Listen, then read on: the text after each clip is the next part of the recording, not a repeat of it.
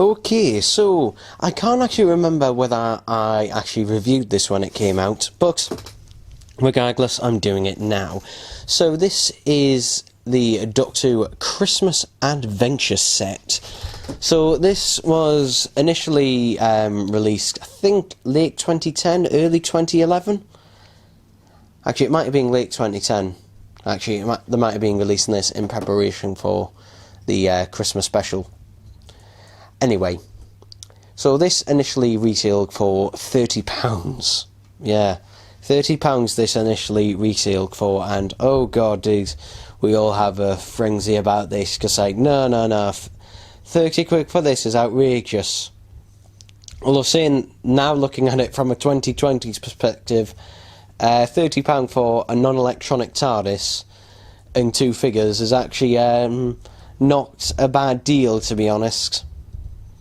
But anyway, these, I picked mine one up when it was at Toys R Us for half that price, for £15. And I think eventually they went down to as low as possibly even a £5. But yeah, taking a look at the box, you can see we've got a nice window box. Unfortunately, mine is utterly thick of dust, because this has been on top of a wardrobe for God knows how long. But character, they're not lying to you. Non-electronic TARDIS with opening doors. Yeah. I mean, to be fair, although it's not the greatest way to advertise your product, at least you're being fucking honest about it. You can see along the bottom here we've got Christmas Adventure Set. And also, at the top here, we've got what the set itself includes, which is the 11th Doctor and Amy Pond in police uniform. And I think this was the first release of the police uniform Amy, though the police uniform Amy has actually gotten, I think, more re-releases than the Victory of the Daleks Amy Pond. So yeah, this one I think has actually more re-releases. Anyway, it says the same information on the top with the 11th Doctor Series 11, not Series 11, Series 5 and 6 logo, and on the side we've just got an image of Matt Smith, Karen Gillan and the TARDIS.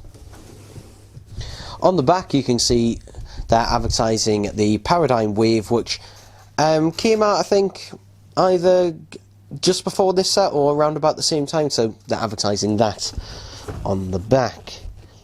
And actually the information on the side is actually, unfortunately it's covered up by a sticker, but it's actually about the Daleks.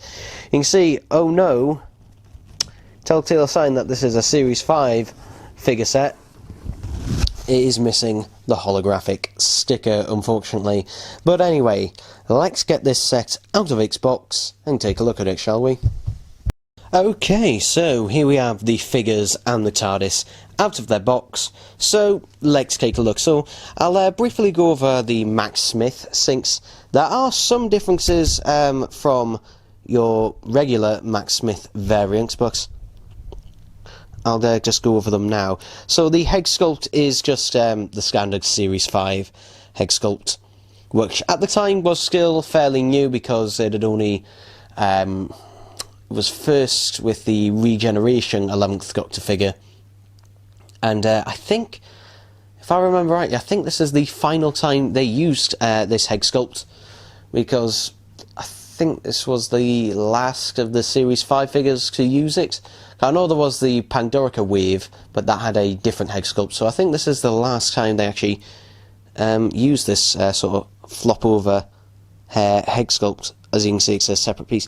Now, unlike the regular Series 5 figures, this one in particular, as you can see, it's got a lighter wash to it.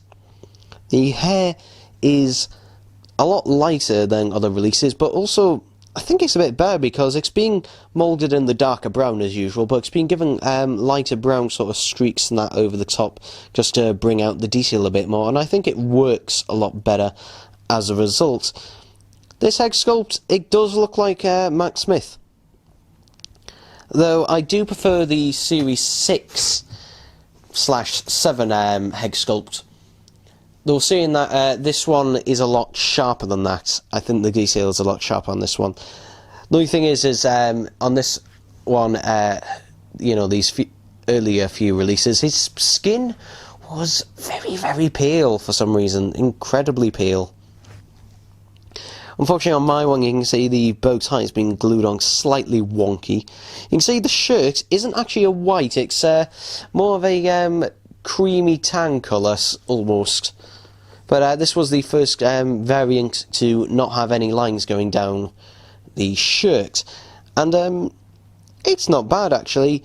The jacket is where things go a bit oh dear. Now, Mac Smith did have a jacket that did have orange stripes on it, but not like this. This is just, the stripes are far too prominent. Like these ones around the side, on the arms, they're not too bad, but on the back and on this arm, they're just far too prominent, to be honest. I think if they'd got rid of the stripes, which on later ones they did, then I think it would have worked a lot better. But nevertheless, it is nice, and they have painted the buttons. The bottom half is your standard Mac Smith legs, which were used on every single Mac Smith apart from the regeneration figures. And the boots are the glossy black. Taking a look at the Amy Pond figure, well, it does look like Karen Gillan. No arguing that. This definitely looks like Karen Gillan. The hair sculpt on this one as well, I think the head sculpt, if I remember rightly, is exactly the same as the Victory of the Daleks one. Ooh, what the hell is that on the back? I think that's a bit of... yeah, that's a bit of paint. That must have been on it initially. Oh well. I do have a sealed version of this in the Pandorica wave.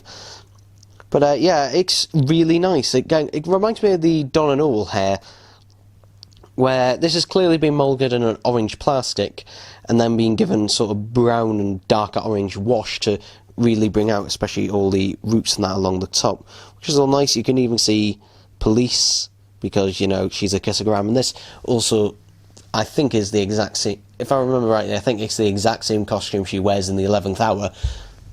You can see also, if I just pull her hair back, it does say Police under there as well, so that's nice. The rolled up sleeves and arms and legs, and even the skirt, are reused from the Victory of the Daleks original release, so not much there. Though they have done the lines down the back to make it look like her tights. Though I'm debating whether they've done it any darker. I don't think they have. It would be nice if they trying to make it look a little bit more like tights rather than bare legs. But anyway, you've got the black shoes at the bottom as well. So yeah, overall, a nice enough figure if you like Amy. To be honest, I much prefer the Victory of the Daleks version compared to this. But anyway, regardless of that, let's get on to the Tardis. So, correct me if I'm wrong, but I think this is the first issue of a non-electronic TARDIS in sort of like the flight control sort of range, which obviously B&M, although the classic TARDISes weren't flight control, they were electronic ones. But yeah, anyway, let's take a nice long look at this. So this, to be honest, the majority of this is the Tennant TARDIS, which then became the Mac Smith TARDIS. So you've got the later Langton at the top, the Langton, which is nice. It's actually smaller than I remember it. I remember it being larger, but no, it is smaller. You've got the signage, which is all nice and crisp. Again, this is not a sticker actually. This is actually, you know, printed as part of it, unlike the latest Jodie Whittaker box where this is a sticker. This one, it isn't. The windows are white. Now, this was a thing. The Mac Smith box, it did have glass windows that did look black. I think there were two that had one a black glass, and there was what, and then later on they switched to the white glass, which glows like this, which is one of the reasons I think they left out the light effects from the flight control version on the inside of the TARDIS, because it's pointless having light effects when, you know, most of it is obscured and only the police box signage would light up. We've got the pull to open sign and the St. John's ambulance, and actually, is this a sticker? No, it's not. It is printed on. It is printed on, so yeah, it is not a sticker, it is actually printed on, which is nice. You've got the teeny tiny little keyhole just there, silver.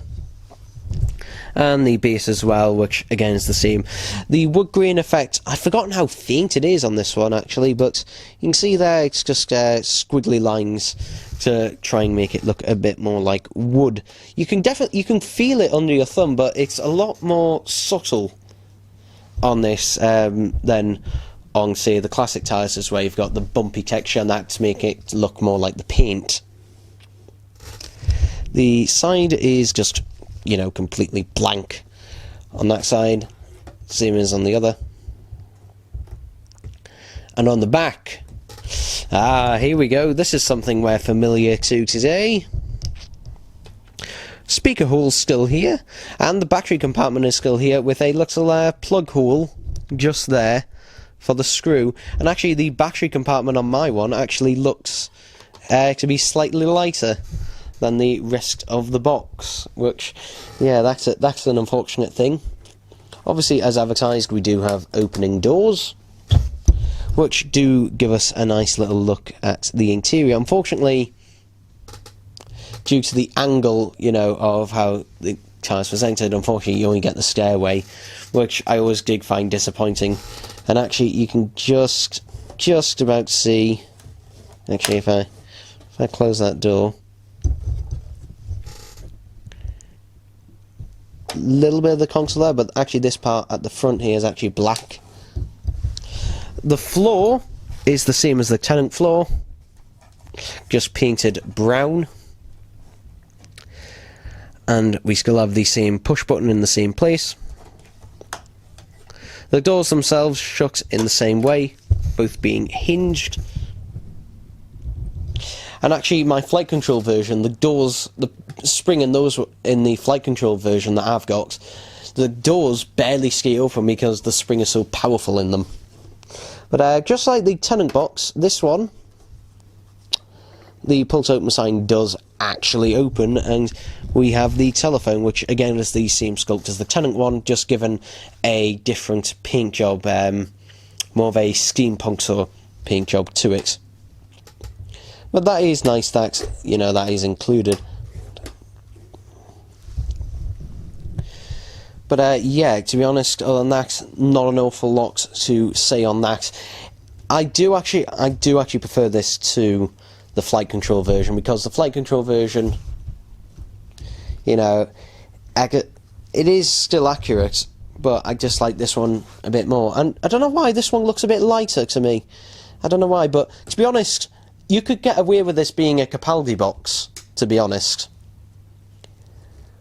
Now, Capaldi's box is a bit lighter than this, but still, you could easily get away with this being a Capaldi box, and if you were skilled enough, you could even repaint it, and, you know, you could even put the electronics back into it. So, yeah, because this Tardis is pretty cheap and pretty easy to come by on eBay, so it's not expensive. So, if you want to put the effort in, you could make yourself a nice Capaldi box. Just doing a very quick size comparison, since I have this one with me. I've literally just filmed the review for it. Just comparing it to the first Doctor Tardis, you can see the sheer size difference between the two, but you can also see where the inspiration has come from. The St. John's ambulance badge on both of them, they are ever so slightly different, mainly that one is smaller. But you can see, you know, where the inspiration for this one has come from. I think the colour was based, I think, more on the Peter Cushing box, actually, more than anything else. But you can just see, you know, how much smaller these are and how large these ones are. I'd forgotten how big the Max Smith, the Tenant through Max Smith boxes were compared to the classic boxes, because, you know, we've had nothing but classic boxes for so long now. Even the Whittaker one is just, you know, a slight retooled roof and lantern, and then just repaint of a classic box. But anyhow, so what are my overall thoughts on this Christmas adventure set? Well, I do really like this set, mainly for the TARDIS itself. Actually, at the time, I didn't actually have a flight control Matt Smith TARDIS.